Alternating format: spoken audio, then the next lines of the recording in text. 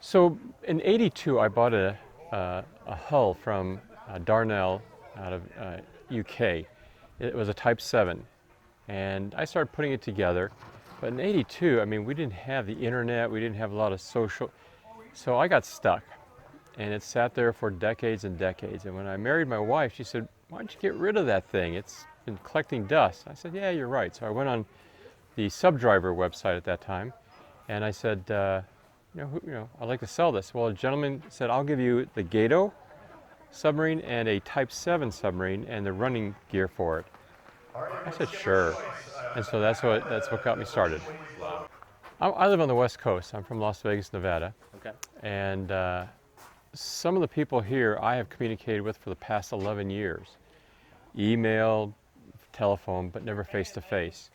And so for me, the greatest gift of this whole trip is meeting, people that I've got friendships with. Absolutely. So the 4 subs I brought is the Seaview, the Skipjack, the Gato, and the Walrus.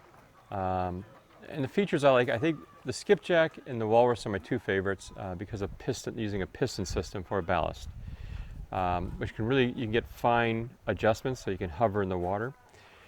But the Gato has a special place in my heart because it's my first. It's your first love kind of a thing. The Skipjack, that's 3D printed. The WTC is actually resin 3D printed. Wow. So I designed it, and yeah, it works.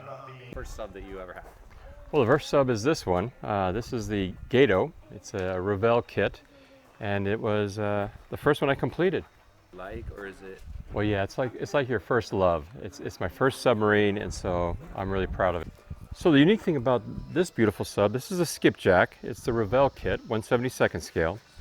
Is I used a resin 3D printer, and I designed the WTC and tested, and it got it to work. Well, the advantage is it's all mine. I designed it, from scratch myself, and that's the cool part for me. I don't know if there's any advantage between anybody else's WTC. As long as your sub works and it dives and comes back up, more importantly, that's a great system. Gotcha. Okay. All right. What do you think of SUBFEST? I love it. What I love more than anything is, again, meeting people that you don't normally see if you're from a different part of the country. So I think it's really important that you get to rub elbows. But along with that, the sharing of ideas. You know, you're looking at people's subs and go, oh, you did that. That's a good idea. I think I'll do that in my next build. And so all we do is encourage each other, and we build on each other, and we get great subs built out of it. So you do get that. And if you don't attend groups like this, you will feel like such a loner. And all too often I see people that are really enthused, but they don't want to meet up. And then it's like a ember, you know, it burns out. So we want to fan the flame. If you have an interest in this hobby, this is the perfect spot for it. You have David Merriman, who has brought 10 subs, and he's allowing people to run the sub. Wow, what a gift that is, you know? If they can put up with his BS. Look at him over there. He was, yeah. Anyway, no, I mean, that was the biggest thing, is that you can actually try it out. People have subs that they're letting you run with, you know, and that's fun. And that gets you the idea of, yeah, I think I want to move forward in this. Well, that's a really good question. I think the advice I would give is persist even if it's frustrating. Reach out and get help. You know, join the forum, or there's a dive tribe that you can join where you can actually face time with people and get the information. Never quit. You know, you may get stuck, but just keep pushing through, even if you put 10 minutes a night into it.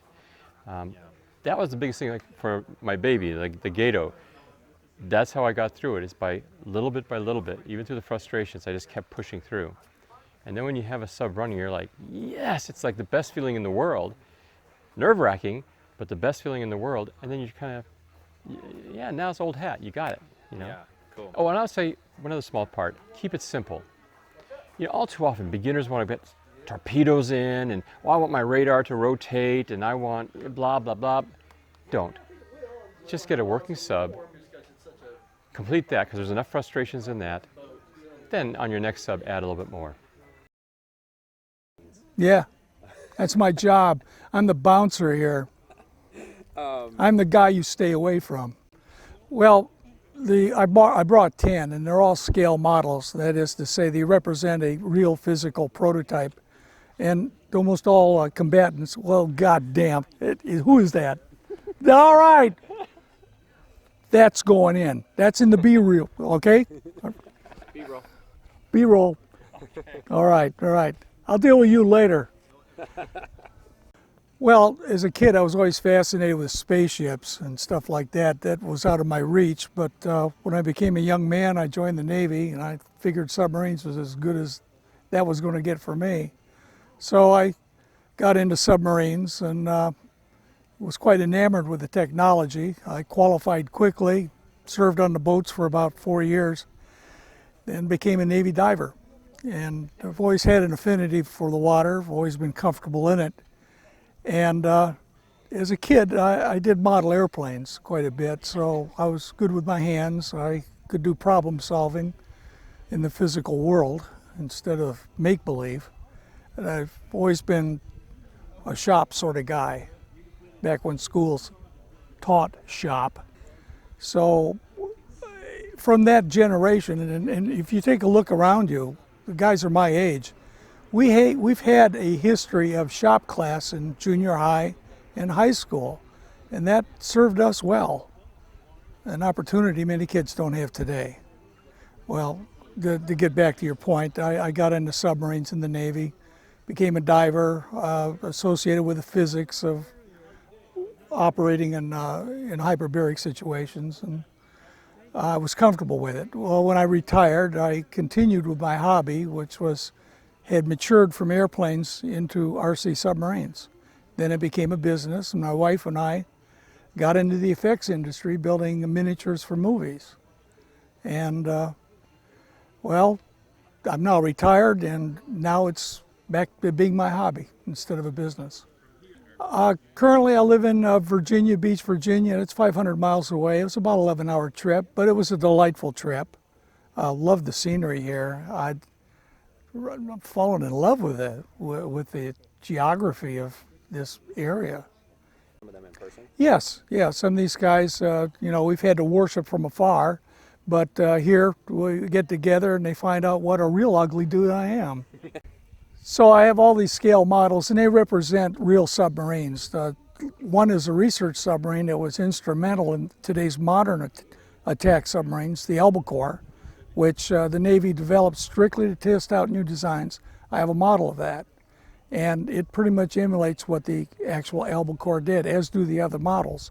But they're all, with the exception of Albacore, they represent combatants. And if I had a favorite, well, it's like asking which one of your children's your favorite. I'd have to say it's the Seawolf because of the pump jet. Advice would you give them? Well, this isn't the place to start. In the hobby of RC vehicles, as you know, you've got cars, boats, planes, helicopters, and each facet of this hobby offers its own challenges. Cars, boats operate in two dimensions, left and right, forward, back. Submarines, aircraft, helicopters, they operate in three. And the difficulty is compounded when you not only have three dimensions to maneuver in, you now have the necessity of keeping water out. So that's the extra challenge that makes RC submarining unique and perhaps the most difficult of the RC vehicle craft to, if you will, master or at least get comfortable with and to get work reliably without breakdown or loss. So this is not an entry-level activity. What you're looking at is accomplished flyers, boat drivers, guys who've progressed as far as skills and understanding of the principles involved to actually build, maintain, fix, and operate RC submarines. It's a special challenge. It's an elite group. Yes, but it's like preaching to the choir. We're all pretty well accomplished in this group here. It's the camaraderie more than anything else. There's only one youngster I've seen here that's actively participating, and that's disappointing because I don't see any fresh blood coming on scene. I often lament that this craft is going to die with us, this generation. No, I enjoy it because it's a chance to hang around with similarly afflicted people. Well, I play with RC submarines, and there's very few venues to actually go out and play like this. And this is my first time at this particular venue, and this is in 25 years of this game I've been in. This is the best place to operate I've ever been. Water clarity, water access, the surrounding structures, the infrastructure, the entire place is perfect. We have protected tables, picnic tables. We have security, quick access to the waterfront, place to eat, bathroom facilities. Though not designed for RC submarines, it's for swimmers and people who like to get out in summer. It's ideal for our activity, and I understand this is the second time we've operated here, and by we I mean the group. First time for me. Very, very pleasant surprise. Well, like any RC vehicle that you're operating, you have to be in the loop. That means you have to be able to see it to operate it. If you can't see it, you can't drive it. So RC Submarines presents that particular challenge of clarity, not to mention refraction and the other optical effects that different mediums like air and water present to the perceived image. So there are special challenges to operating in water, and if it's clear, that's just one less problem for you to overcome to drive the model submarine. From Middleburg, Florida, which is south of Jacksonville. Okay. And I travel with my buddy Warren Wilson, who's a pro at submarining. He's built many, many, many subs for many, many years. One of my best buddies, but we're in a radio control club out of Jacksonville called Orcas. And that's our symbol, is the orca whale. But we have probably about 70, 75 members in the club. Very active club. Wow, so that's amazing. Here. It took us about 8 hours with a lunch in the middle. Wow, So, Quite a ways away. as I said, this is my first time. I will come again next year, and however many times they have it here. This was absolutely phenomenal. Really enjoyed it. Tell me more. Well, I've always been interested in subs thanks to my buddy Warren, and we used to have a little subgroup that was part of the Orcas that used to meet at a gentleman's house. He had a lake behind the house. So I watched a lot of submarines at that time. I do not own a sub right now, but you know, the distant future is we're going to go in that direction. We'll eventually have a sub. So the ship I built, as I said, I fell in love with the idea of building something that nobody else had. So I went ahead. It took me a couple of years, but I scratch built this boat from pieces of other things, believe it or not. So in about 2 years, she was radio control sailing for me. So hence, Which is the one that we've seen around the water. this is the one she's been spying on the subs today. That's right. So and that one actually, I got chased by 3 subs at one point in time. So it was rough out there for a while. Wow, that's really cool. Yeah, it was. That was a fun chase, in fact. Wow. So, yep. Very much so. In fact, this was a big learning experience for me. You know, an example of that, I was looking at a sub I thought was a skipjack. Well, I had that backwards. I was actually looking at the wrong sub. So I've learned a lot today, you know, what an LA class sub looks like. I obviously can identify German subs pretty well and realize there's a big variation in the U-boats that the Germans have developed. And even post-war, some of the vessels that they continue to develop as submarines. So very interesting, very interesting. Enjoy the history very much. Well, first of all, I wondered why here.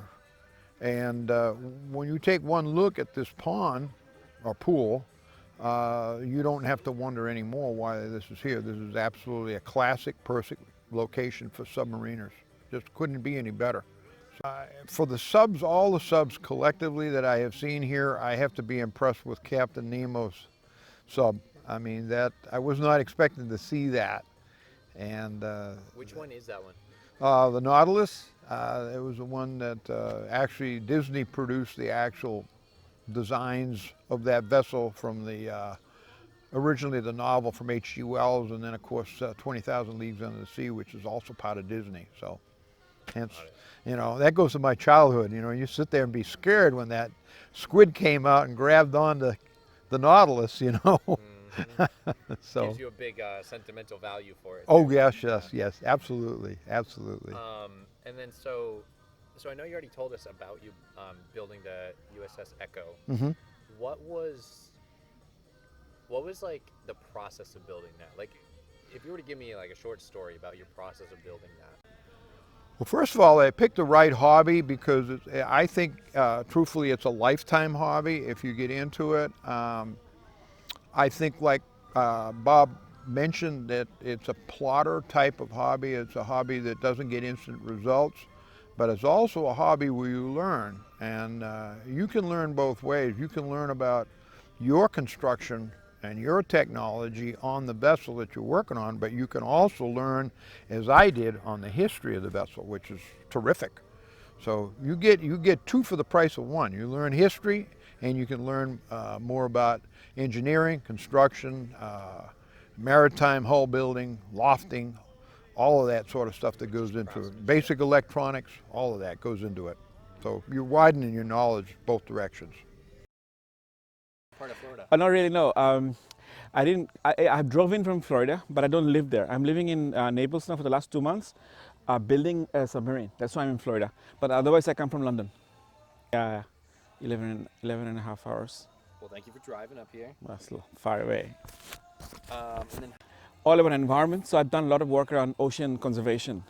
So around plastic pollution and things like that. I actually cycle on rivers collecting plastic. So I got my road bike on the river with pontoon and a propeller. But then I want to take some concrete action. So I got around 300 million views on all global media. But now the goal is views are great, but where is the tangible impact? So I've been helping startups in the last few years to help solve the plastic crisis. But now I'm going hands-on with a submarine to clean up the ocean or as much as we can. Again, it's being built now. So this is we're building the world's first zero-emission cargo submarine with the core mission of cleaning up the ocean or restoring the ocean. So no one is going to fund a ocean restoration project unless there's a commercial business model. And the commercial business model we have is cargo transport. It's zero emission because it's running on hydrogen fuel cells. And of course with battery hybrid power as well. So zero emission, unmanned, autonomous, cleaning up the ocean, delivering cargo.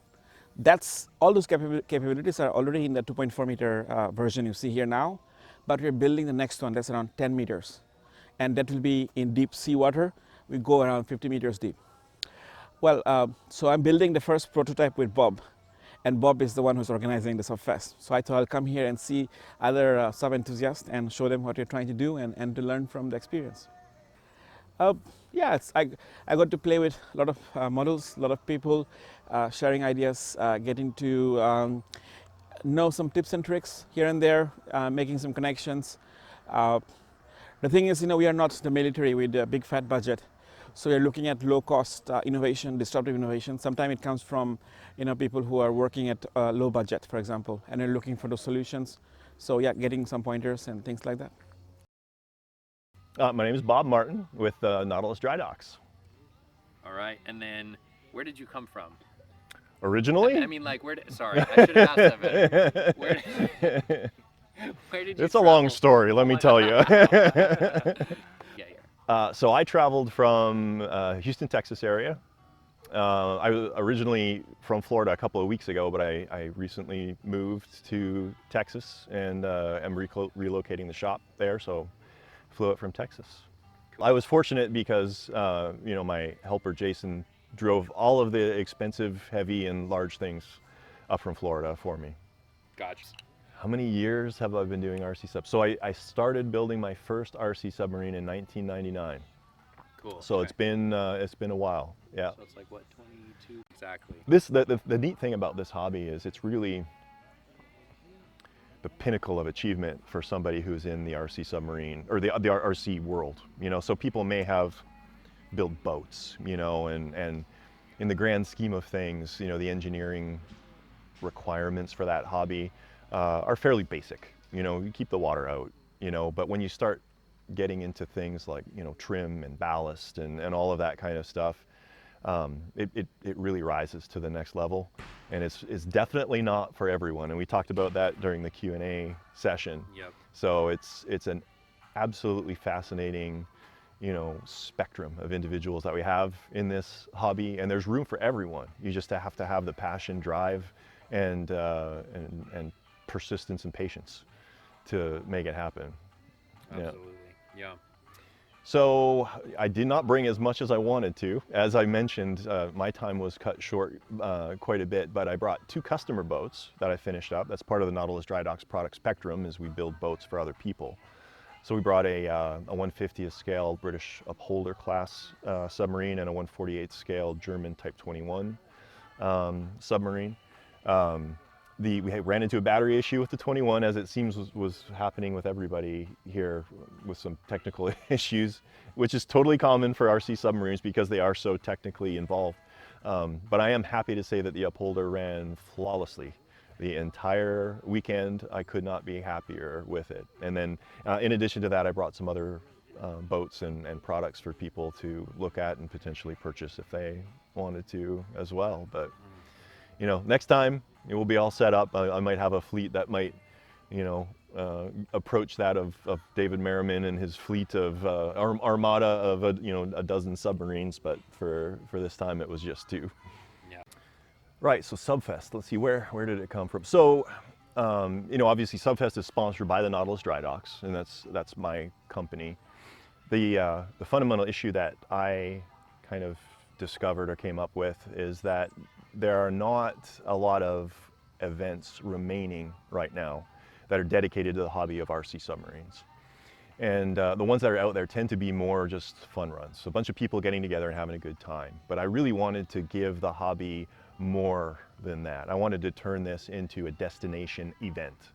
And so part and parcel of that was finding the ideal location. And we did, thanks to a couple of locals here that selected the Red Clay Resort and it's absolutely ideal for our needs. That. So, you know, we were having conversations, you know, internally as hobbyists, and someone said, hey, you know, someone just said they went to this resort and they thought of us as RC Submariners, and they thought it would be the perfect place. And he took the initiative and brought his camera, came out to the venue, took some pictures and took some video, and we were just absolutely, you know, mesmerized by what we saw here. So really that was kind of the impetus to start the whole event was, there's a venue, can we put on an event here? And then obviously knowing that there was a need, everything just started kind of tumbling together. So it was 100%, you know, them sort of hitting that first domino, and everything just kind of fell into place after that. I think more than anything else, to have that group of people in an environment that they're feeding off of each other, just it's something that can't be duplicated anywhere else. Right.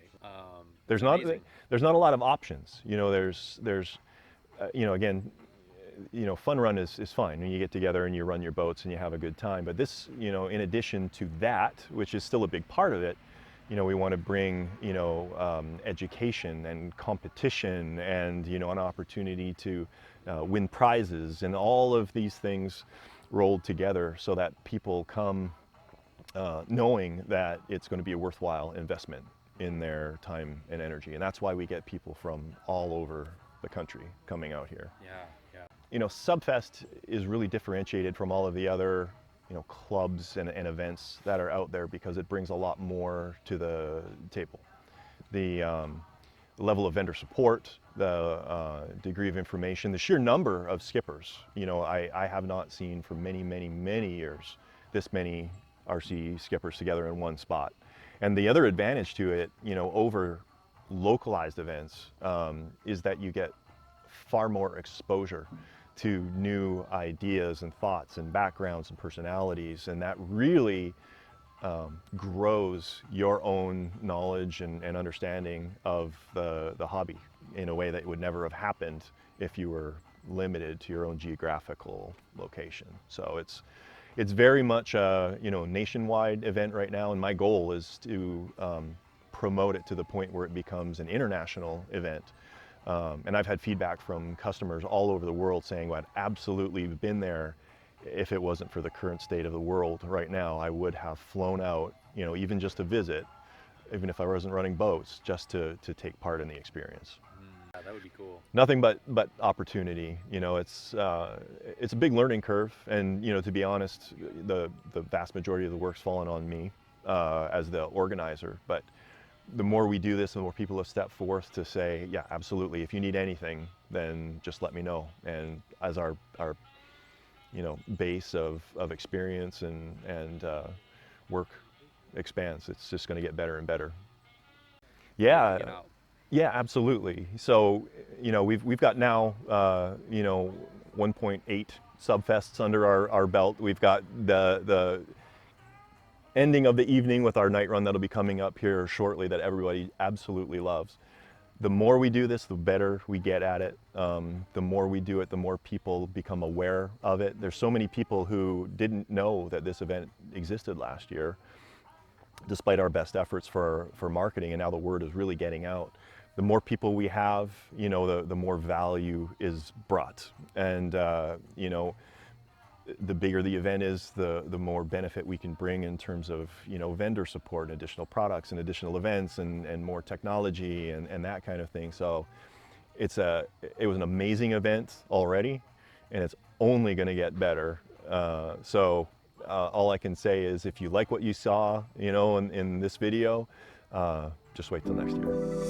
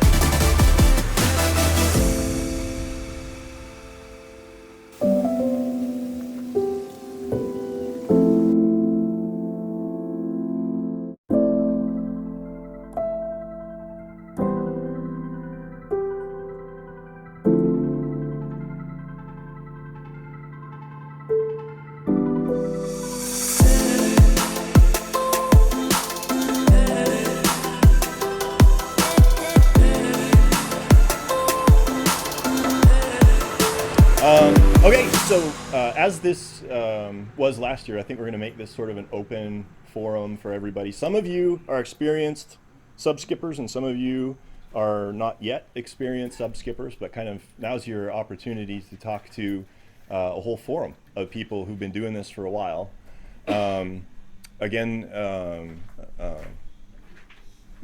Self-promotion going on. If you're not already a member of Dive Tribe, there's a few people here who are, and talk to them. I think there's a lot of value to it. If you're in the middle of a project, be it the fact you don't need any help and it's just really cool and you want to show it off, that's one thing. But if you're running into problems, it's another thing. So it's like this every 2 weeks online by video, and we hang out and we talk subs for an hour. It's really, really cool. So if this feels like it has any value to you, that would definitely work for you as well. That's on my website, Dive Tribe, up at the top. Okay, I'm going to leave it open. I know that there's going to be some topics that crop up, but I'll leave it to you guys to breach them before I start talking. And we got Dave here too. Dave's been doing this a lot longer than me. So I should sit down and just let you talk. Questions? Now! Yeah, Daryl. Calculating the size of your ballast tank. So I think Dave would acknowledge the fact it's like 50% science and it's 50% art. Gosh and by golly. Yeah. So you're going to be able to get close. So to get close, you're going to take your guesstimate for the weight of your boat that sits above the surfaced water line. That's because really the only purpose behind a ballast tank is to lift out of the water what needs to come out of the water. Otherwise, we would just trim it neutrally, and we don't need a ballast tank, right? So you need to know the weight of whatever's sitting above the surfaced water line to the best of your ability.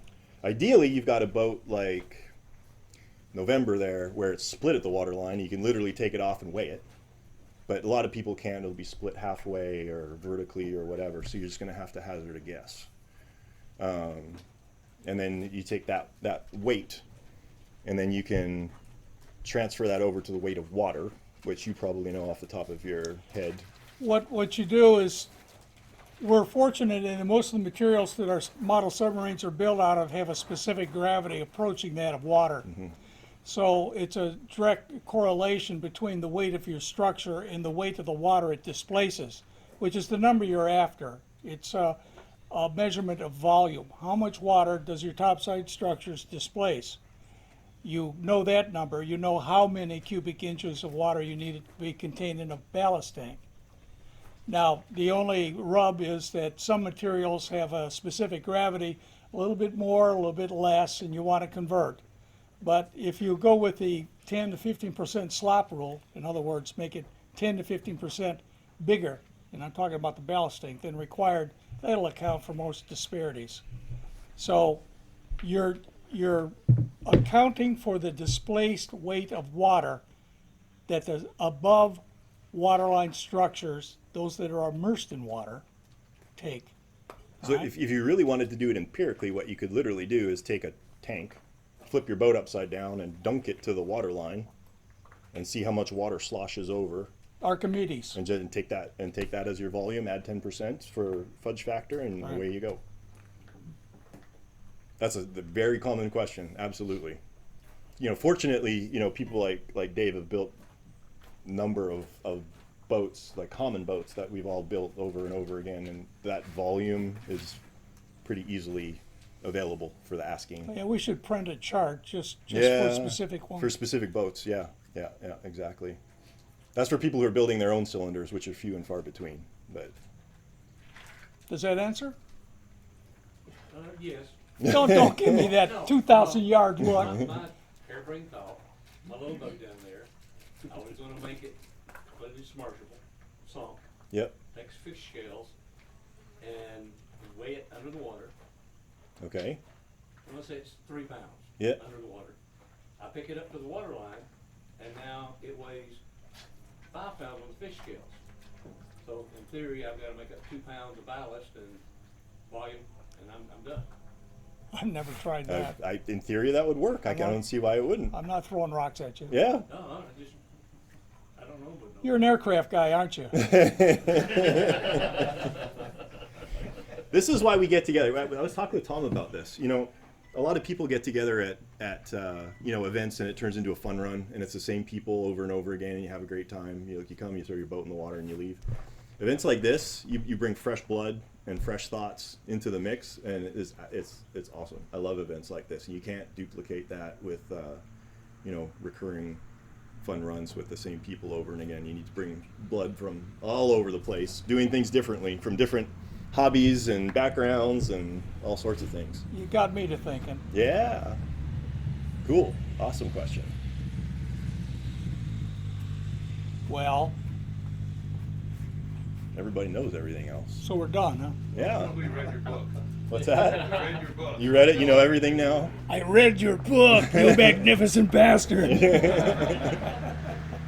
And though I think I'd mentioned it. So if you guys want a copy or you want to give a copy, we've got some here. They're normally $40. You can have one for $20. Yeah. Guy knows his stuff. What's that? Doesn't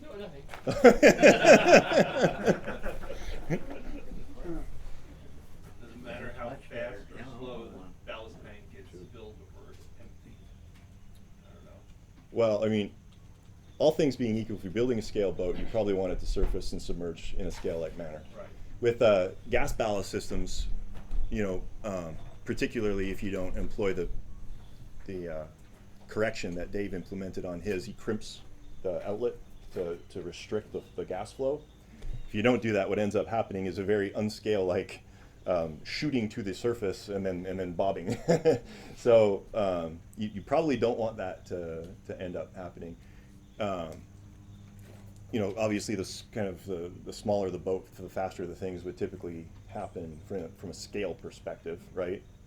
With a bigger boat like Upholder, for example, that ballast tank takes about 30 seconds to cycle completely. And for me as a scale fan, that feels right. You know, you're tooling along, and it in a nice and majestic manner just kind of dumps itself down. You know, it's not like blah blah blah. A real boat using a low pressure blower will take anywhere from 15 minutes to an hour to completely empty the ballast tanks. So it's a slow and majestic affair. So that's what we're striving for. Mm-hmm. Yeah, so I would, you know, target for a bigger boat, you know, maybe around 30 seconds. Something your size, maybe like 20 for the skipjack, for example. The little boats like the 96 scale boats, maybe, you know, 15 seconds or something like that would be scale-ish. Oh, and honestly, and I said this over and over again, it's whatever turns your crank. If you want it to shoot to the surface like a torpedo, it's your boat. You know, it's like painting. There's no right and wrong. It's whatever you like. Question on weight distribution. It seems like it's better to distribute the weight so that it's balanced throughout the bottom of the hull as opposed to localizing it, say, in the middle of the hull. Comments on pros and cons? Yeah, there are three basic axes of motion: roll, pitch, yaw.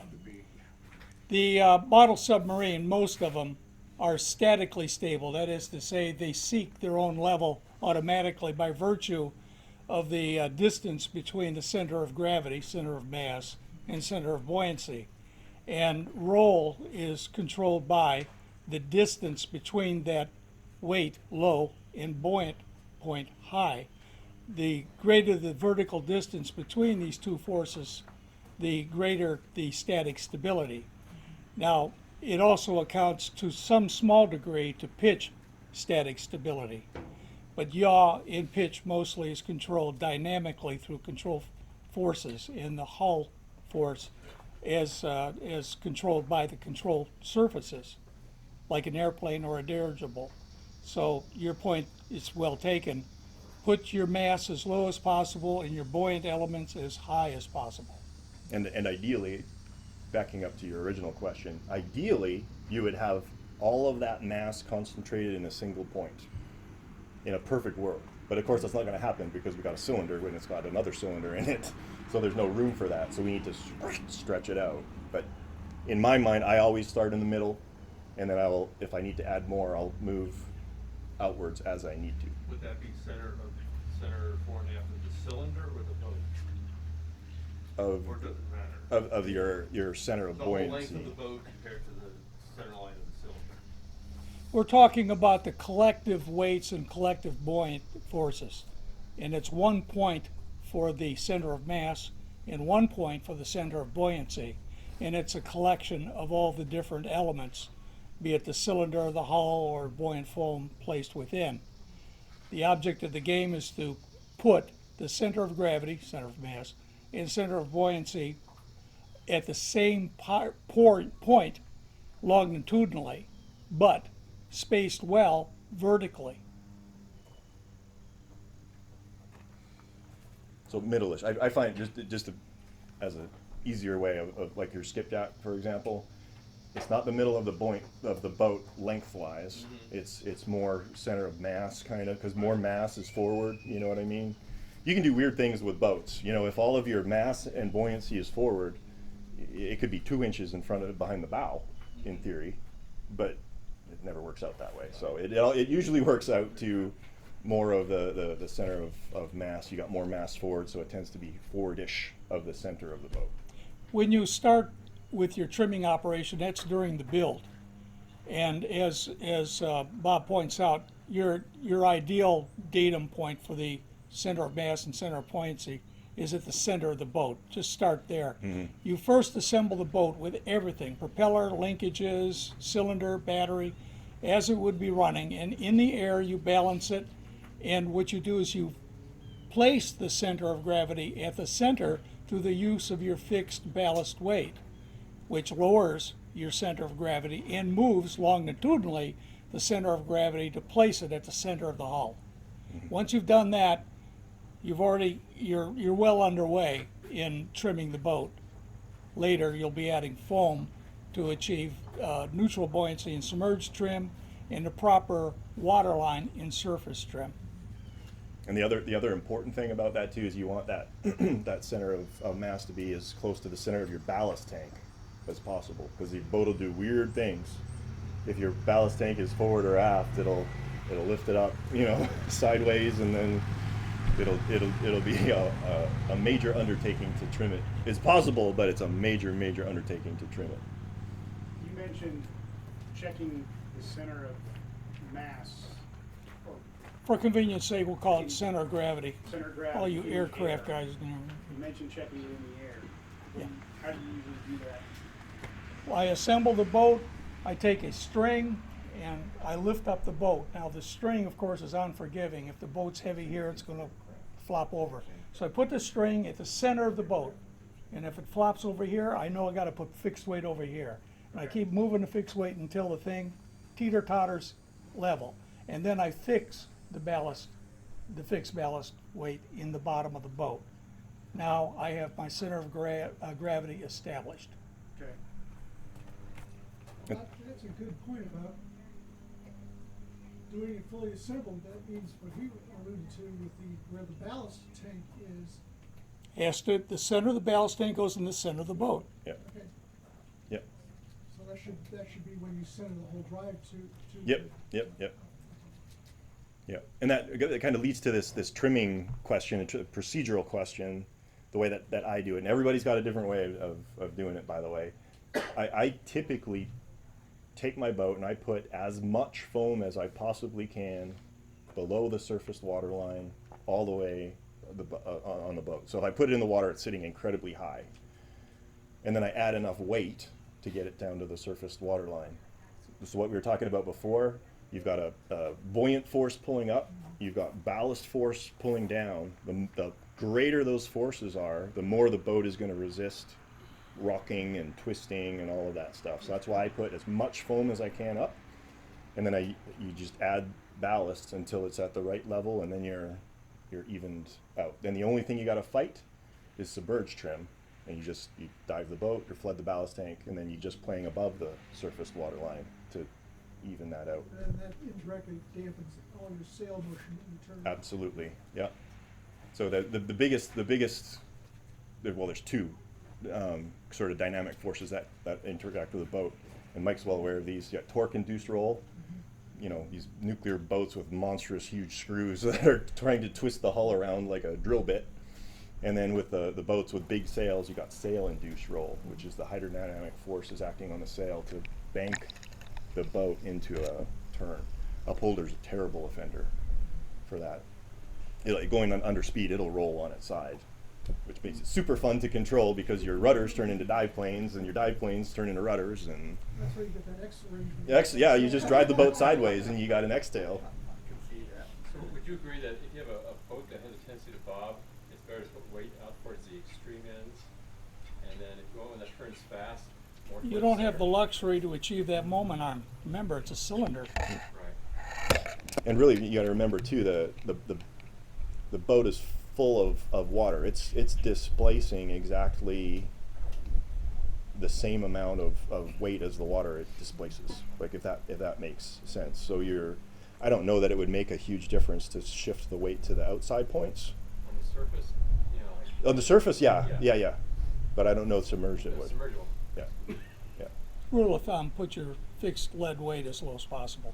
Right. If you have a keel, like on a World War II type submarine, take advantage of that void. Mm-hmm. Fill it with shot and glue. Yep.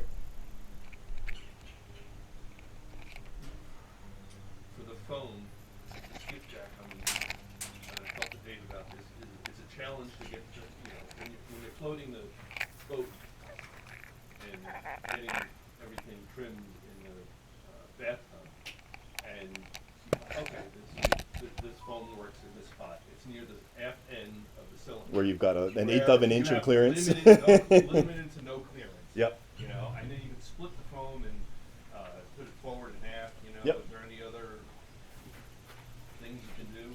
A smaller diameter cylinder. Annular space is something you should consider when picking a cylinder for a specific model. And If you can get a 1/2 inch, 3/4 inch annular space, that's gold. the other thing. Ain't that right? The other thing that I like to do as well is cheat your cylinder as low as you can, which means you may need to put a universal joint and kind of dogleg your drive shaft, but it's way easier to put, you know, a 1/4 inch thick strip of lead in the bottom and leave enough room for a 1/2 inch strip of foam than it is to have a big air gap on the bottom and try and cram the foam. So cheat your cylinder down, and that'll give, you know, you got lots of room for ballast, but that foam is premium. Buy the skipjack fittings kit with the ring, mounting ring foundation for the cylinder. Mm-hmm. Mm-hmm. That's the place that it's got to go. Well, yeah. Mr. Merriman over there designed it all. And it works. I deny It works. everything. But if it's not working for you, it would be a 10-minute job with a Dremel to drop it down lower. Right.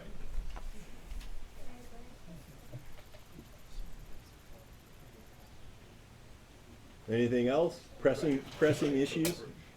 I got a question for you. Some of you are newbies and some of you are not. And the guys are going to come around and they're going to be interviewing you if they haven't started already. All right? There's some who are you?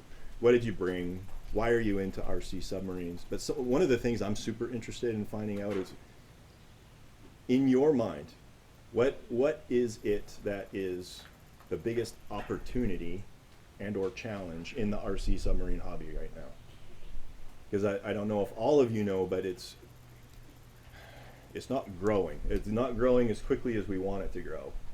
So there's obviously a barrier to entry somewhere. What's the barrier and what can we do to make it better for everyone? We don't want this craft to die with us. No. Look around you. How many kids do you see?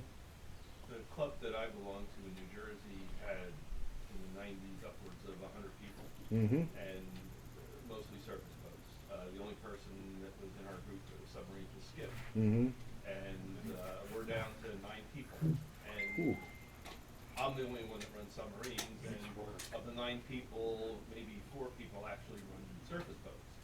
And even with, you know, exposure on social media with Facebook, and we go to some boat shows, you know, you just can't get anybody to really, you know, be interested in it. You know, they might say they're interested, but then, you know, they don't stick with it. Yeah. So, What do you I don't think? think it matters whether it's submarines or, you know, Surface surface craft. boats, you know, but there are clubs around, you know, in Nevada, California, you know, people that do get together that run, so. What were you going to say, Mike? Where people that I've talked to, the biggest stigma that I hear is they say, well, once it goes under the water, you can't see it. Well, you know, the truth of the matter is if you fly a radio control airplane and it gets 200 yards away from you, it's nothing but silhouette. You really don't see it either, you know, so it's a stigma of, you know, going under the water. And of course there's the big debate of, you know, should the periscopes go, you know, it's not a submarine, you can't sit on the bottom. You know, and like, I know us, I don't want to lose my side of my periscopes. You know, and so anyway, but the people that I've talked to, that's their number one concern is, well, I'm afraid it's going to go in the water, and I'm going to come back, I don't know where it is. What do you tell them? I tell them the worst thing that's going to happen to you is you're going to get wet. You're not going to come back with a box full of broken airplane. And that's a very good point. And I was telling someone yesterday about, because I used to fly planes, and no matter how well you build them, no matter how good your equipment, some point, some day, you're going to have a pile of balsa wood. You know, there's no way around it. And with the submarines, you know, the chance of, I think the actual chance of you losing it is minuscule. I don't think there's a lot I've been of building boats for Even 20 you, years, right. and that Gato that I lost a few months ago was the first boat I ever was not able to come home with. Yeah. It's also a personality trait. Your adrenaline junkies are into airplanes Yeah, because it is a thrill. Your plotters, like Bob and me, guys who spend 80 to 90% in preparation and building and testing and mission checks and maintenance, we're into that. We're comfortable with that. Airplanes, pretty much you bang up the batteries and you're ready to go. With us, this activity here, me for example, I spent 2 solid weeks prepping stuff. Now, not all of you are going to bring 10 boats, but all of you who brought a boat spent at least 5 hours prepping stuff to get it ready. And that's a personality trait not shared by the adrenaline junkies. Good point. I'm more concerned with the, you know, there's a demographic of people who look at this and say that is awesome. You know, I wanna get into it, but like, for those people, what is it that's stopping them? I mean, price, obviously, right? Let's say price tag a little bit. It is, you know, in the grand scheme, and we talked about this before. It's no less expensive than the high-end jets, you know, and you know, airplanes or even boats for that matter. When you get into nitro boats and that kind of thing, so. I was in a discussion with someone, and he liked the Type 7, the ARC model. Mm-hmm. I said, oh yeah, you can find it here. And he saw the price. He goes, oh, that's too much for me. Well, Well, if that's too much for him, then yeah, this is not the hobby for him. this is, and Bob may be loath to use the term too much, but he has, and is quite correct. This is an activity to a very small elite. And by elite, we mean technically competent, patient, crafty people who have an affinity for this sort of mechanism. And these are involved mechanisms. This is the top of the pyramid, with the exception of maybe some type of helicopters, of the RC vehicle game. This is the top of it. And those guys jumping in cold don't last long. Their projects wind up in an attic for an estate sale or wind up in a landfill. What I'm looking at here is a bunch of plotters, guys who put in the time, an elite. There's a culling of the herd. You know, also, Daryl and I was talking this morning about, and now with like the airplane people, you know, like you were saying, 99% of the airplane people pick up the phone, order a foam airplane, That's stick a battery right. in it, and they fly it, and if it crashes, hey, well, I'm out $100. And they have the Club Pro trim it for them. They don't even Yeah. understand their aerodynamics. Right. And he just finally says, okay, here it is, it's ready to fly, and then you got a buddy box and you learn to do that. And then you got the idiot switch to bring it back. Right. They spoiled that hobby with the foam. Yeah. Because, you know, the challenge was being able to build an aircraft that could fly. The weeding process was eliminated with the foamies. Yep. Yeah. Yep. But you can go any any town and go to a RC airfield and see a RC airplane fly. You can't do that with submarine. And No. suffer the tyranny of the insurance-ridden AMA. This is a big challenge. You know, it's one thing to say that we are a member of the elite, but we're elite to the point where we've got we got nobody to play with. You know, and for people like me, like I actually enjoy building them more than I enjoy operating them, but that's not always the case.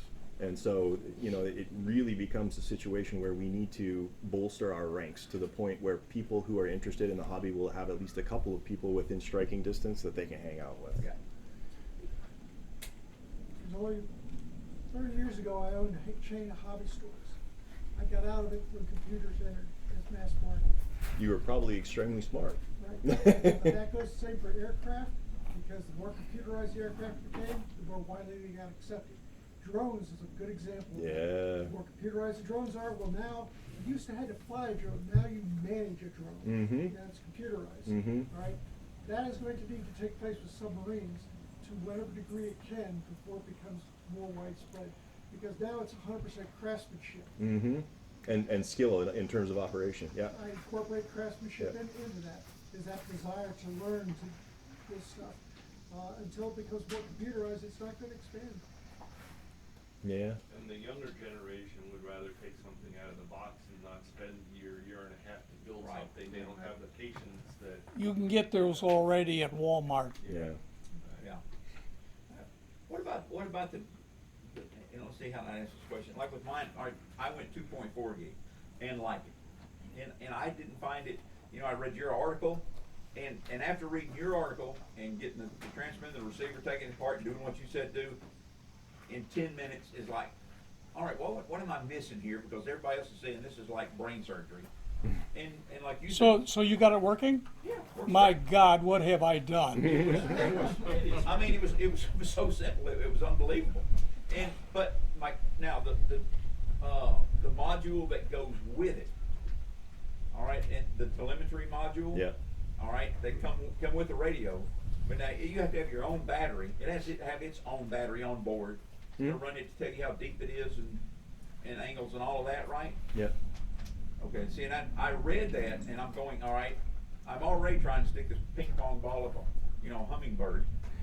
Where am I going to put this extra battery? And I just don't have room for it. So I said, I would ask somebody and so, I mean, you just have that on. Is there an advantage to that? We've got a project in place, and I'm not going to name anybody because I don't want to get the cat out of the bag, but there's a project going on in conjunction with a few individuals, some of whom may or may not be sitting in this area right now, for simplification of RC submarine operation, and also more robust utilization of 2.4 gigahertz. So I don't want to, because last time I mentioned it, all of a sudden people are like, when's it coming out? How much is it going to cost? When can I get one? Yeah. This is not easy stuff that we're doing right now, but what we're hoping, you know, to your point, it'll be a little bit more take the dummy stick out of people's hands, but there's still going to be that control aspect, and of course the construction aspect. We can't fix that part, but it should help with the enjoyment of the hobby, I think, a little bit more, and it'll certainly help with the radio shortage that we're facing right now. All right, I didn't read the article. How are you getting the 2.4 gig to penetrate the water?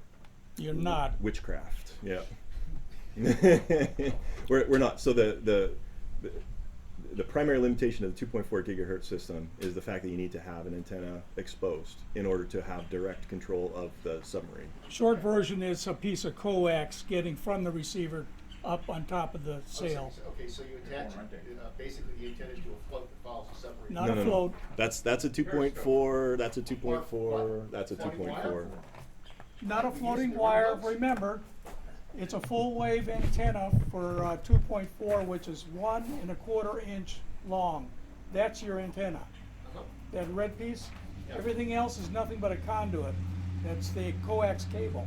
What I wrote was how to get the coax between the receiver inside the boat up to the top of the mast on top of the submarine. That has to penetrate. At periscope depth, your antenna's up there. Okay, so the antenna is out of the water. Correct. So it can receive the signal. Correct. Yeah. 90% of us run at periscope depth anyways, you know, so 2.4 This works great. this venue's spoiling us because it's visible to like 250 feet deep if it was any deeper than this. And you might add it, and with the 2.4, you set preset fail safes, so if it does penetrate the water and it loses control, the throttle goes to a predetermined position, the biplanes go through everything, so the water, like Bob says, it happens so fast, you don't even recognize that you lost signal. Yeah, it just comes back up again and. You know, I know what I've done, although I haven't ballasted it out yet, is that if, and I've tested this by shutting off the transmitter, is that receiver and then the ballast control inside automatically empties both of Yep. the tanks. Yep. There you go. Yep. It's not quick because it's piston tanks, Yeah. Yeah. but, so I know the fail-safe works. Yep. Yep.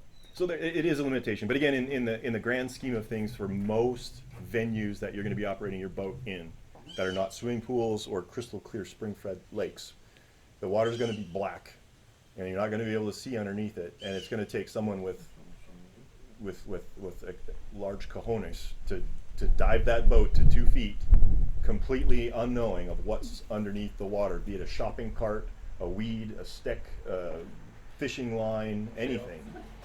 So Sounds like a neat little song. A dead reckoning delight.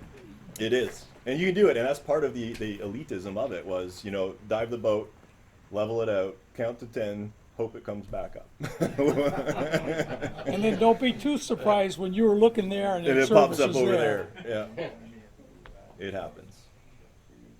But again, we're working on some solutions that should hopefully make 2.4 a lot more exciting, where you'll actually be able to get under the water and perform maneuvers. And that is witchcraft. Yeah, because everything I'm building right now, both, you know, my surface ships as well as, you know, the submarine I'm building, Yeah. until I can get a tank to actually do the ballasting I need to do for all of them, is either 50 megahertz or 75 megahertz. Yep. Yep. Yep. The big thing again for the continuation of the hobby is we need a reliable source for low frequency radios, and right now we don't have it. It's Yeah, we do not have the 50's volume. harder to find than 75 is. We do not have the volume of the purchasing power to go to Futaba and say, yeah, for sure, we'll take 10,000 of those to hold in inventory, right? All right, for the sake of, let's cap this at like 10 more minutes, max, just so we can get back in the water again.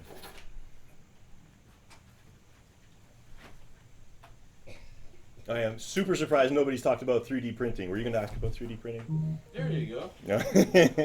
Because I know, well, not too many of them actually have running subs, but I know lots of people that 3D printing. Right.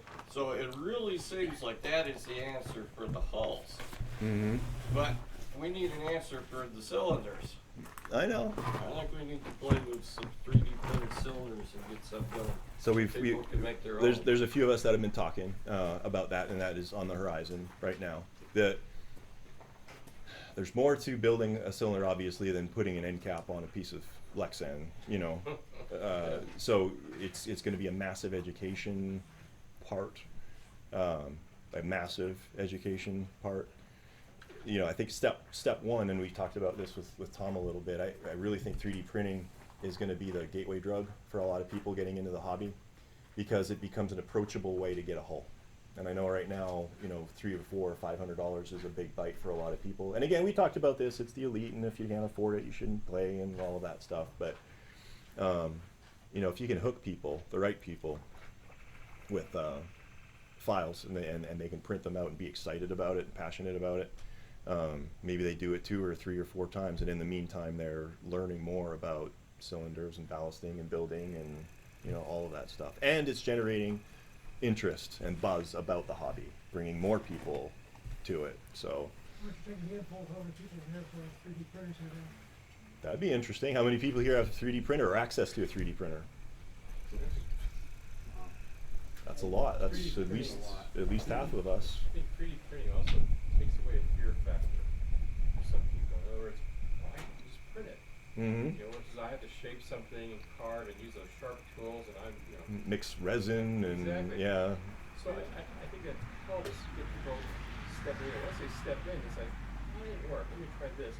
It kind of builds up where they can have successes. And you know what? It's an approachable technology for the younger generation too, Yes. because it's way more likely that they learned about 3D printing in school than it is they learned about polyester resin, you know, Rubber. and fiberglass. It has its own learning curve too. Yeah, absolutely. The technology behind it, the programming behind it, the Mhm.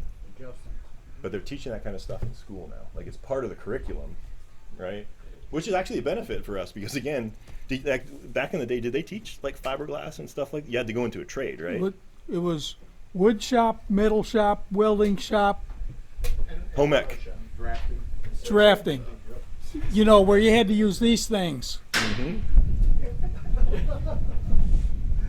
Not anymore. Nope. Now it's touchy-feely stuff.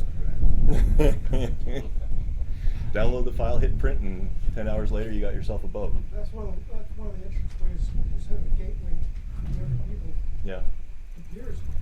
yeah, absolutely. We'll build ourselves an RC sub simulator.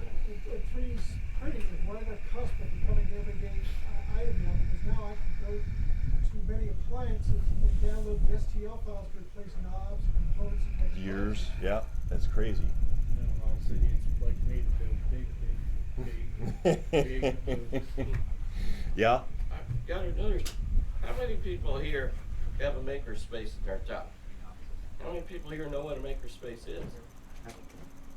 it's a makerspace. I did a presentation on this for my company. The idea behind these is a shared repository of information, people, equipment, and resources. And the idea behind it is you've got access to like printers and laser cutters and saws and like pretty well anything that you can think of for electronics and printing and woodworking and like all of these different things. And you get guest speakers in and they do lectures, and the whole idea is this like open economy of information and building and sharing. But the idea is, I think you pay like a little membership fee, Yeah, it's right? like joining a gym club. Yeah, and you get access to it. And you get checked out on a machine and you just come in and do your stuff. And there'll be some guy working next to you and maybe he's working on the same thing or sharing ideas. And almost every major city has at least one. Yeah, Peoria has one, like I said. And the other thing about it, I'm one of the old people there. Most of the people there are in their 20s and 30s. And they're making all kinds of things with their printers. Wood shops, laser cutters. That's actually a good point. If you're running low on space at home, that would be a great spot. 'Cause I think you can rent lockers and stuff. Yeah, You can yeah. keep your project right there, and you'd have electronic stations with all the latest gear and everything. Full wood shop, yeah, the welders. The laser cutter is what I use the most, because that you can't afford. Yeah, keep that in mind. I never even thought of that. That's a great point. Quick point, Bob. Like, environment is what the people care about a lot. So, and ocean and plastic pollution, and subs can go and actually do some cleanup. Mhm. The ocean, something like that. Maybe there's a good hook to get people in. That you can build something that can clean up your waterways, Mm-hmm. Yeah. rivers, and things like that. Yeah, exactly like that unit right there was designed to do. Yeah. Environment, that is a concern, certainly. And plastic in the ocean is what everyone is worried about now. Mhm. The waterways, at least. Smaller version than that. Mm-hmm. Mm-hmm. All right, we got one more question. Time for one more.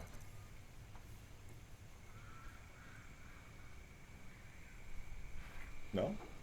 All right. Good talk.